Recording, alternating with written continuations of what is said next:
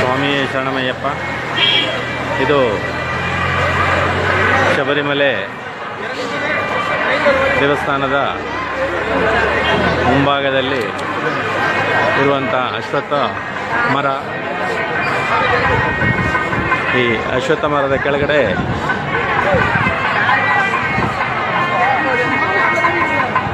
ಉರಿಯುವಂಥ ಬೆಂಕಿಯನ್ನು ಕಾಣ್ಬೋದು.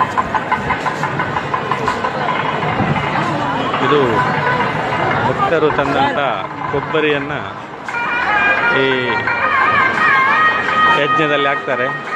ಇದು ವರ್ಷವಿಡೀ ಉರಿತಾ ಇರುವಂಥದ್ದು. ಅದರ ಹತ್ತಿರದಲ್ಲೇ ಇರುವಂಥ ಮರ, ಆ ಮರಕ್ಕೆ ಯಾವುದೇ ರೀತಿಯ ತೊಂದರೆ ಆಗೋದಿಲ್ಲ. ಇದು ಬಹಳ ವಿಸ್ಮಯ ಅಂತ ಹೇಳ್ಬೋದು. ಅದೇ ರೀತಿ ನೋಡಿ ಸ್ವಾಮಿ, ಇದು ದೇವಸ್ಥಾನದ ಮುಂಭಾಗ. ದೇವಸ್ಥಾನದ ಮುಂಭಾಗ ನೋಡಿ, ಇಲ್ಲಿ ದೇವಸ್ಥಾನದ